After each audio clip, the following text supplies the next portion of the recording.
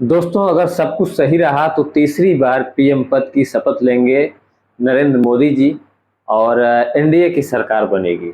जी हाँ, मोदी सरकार नहीं, एनडीए की सरकार। जहाँ तक आप इसके पहले देखते आ रहे थे, मोदी की गारंटी, मोदी सरकार, अब की बार, या जितने भी स्लोगन, जितने भी नारे आप देखते आ रहे थे, जितने भी योजनाओं में वो आपको दिखाई दे रहा था एक मोदी मोदी फैक्टर, वो शायद अब आपको नहीं दिखने वाला है।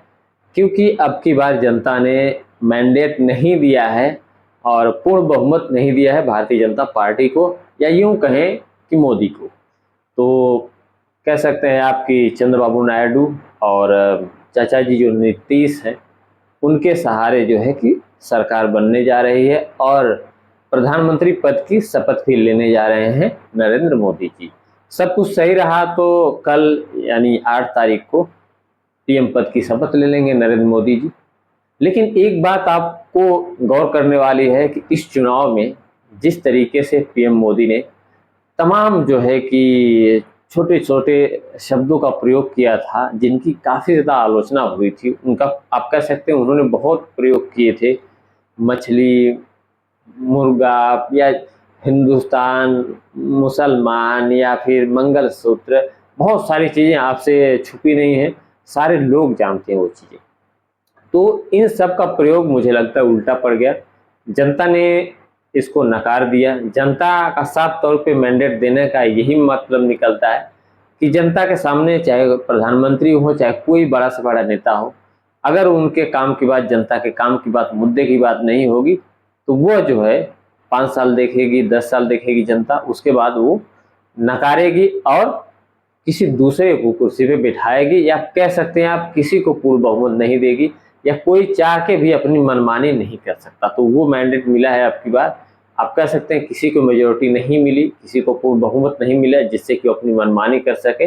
और ये भी सरकार कितने दिनों तक चलेगी, कितने दिनों तक नहीं चलेगी, इसकी भी कोई वो कल्पना नहीं की जा सकती है। इसलिए क्योंकि आप जानते ही हैं नीतीश जी हैं इसमें और किसी के पास मेजोरिटी नहीं है, तो खींचातान हो सकती है। तो सरकार अगर पीएम मोदी प्रधानमंत्री बन भी जाते हैं तो कोई ज़रूरी नहीं है कि हमेशा बने भी रहेंगे, क्योंकि बहुत बार ऐसा देखा गया है कि जब गठबंधन की पार्टियां होती हैं सरकार में, तो कभी-कभी खींचातान की वजह से सरकारें गिर भी जाती हैं, बहुत सारी चीज़ें होंगी।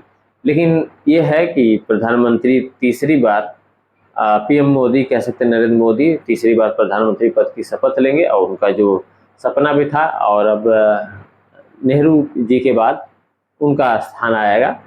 चाहे मतलब कुछ भी हो जाए, कि मान के चलिए कि नरेंद्र मोदी जी प्रधानमंत्री बन जाएँ, उनका सपना तो पूरा हो ही जाएगा। लेकिन इस चुनाव में जिस तरीके से उनकी भाषा रही है और जिस तरीके से जनता ने उनकी भाषा को नकार दिया है, जैसे विपक्ष उसकी आलोचना करता रहा है, या उनका शुरुआत में कहें नारा जो था 400 पार का, 400 पार, अब की बार 400 पार, मोदी सरकार, मोदी की गारंटी, जनता ने आप कह सकते हैं उसको नकार दिया है। जनता जो है कहीं न कहीं बेरोजगारी या फिर महंगाई या शिक्षा, स्वास्थ्य, इन तमाम मुद्दों पे जनता ने वोट किया है।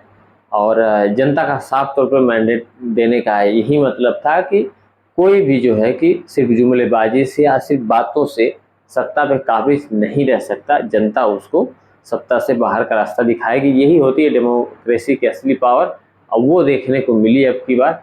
और यहीं अब बात करें, देखिए एक कहावत है कि धोबी का कुत्ता घर का ना घाट का। तो ऐसी भी बहुत कहावत है। इस चुनाव में बहुत सारी चीज़ें साफ हो गई।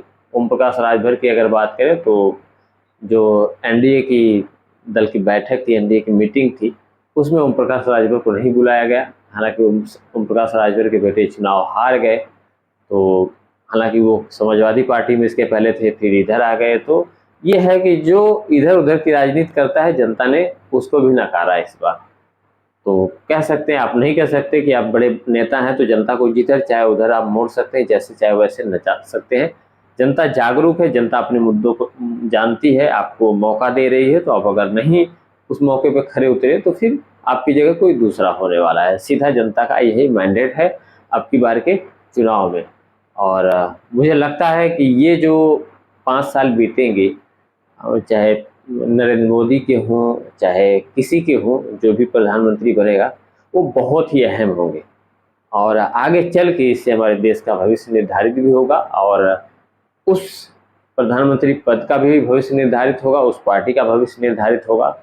तो कह सकते हैं आपकी अब की के जो 5 साल है काफ़ी ज़्यादा महत्वपूर्ण होने वाले हैं जनता के लिए भी और उन नेताओं के लिए भी जो जनता को अपना वोट बैंक समझते हैं, किसी तरफ चाहे तो मोड़ सकते हैं, ऐसा अगर सोच ऐसी रखते हैं तो सबके लिए बहुत ही अहम है ये 5 साल।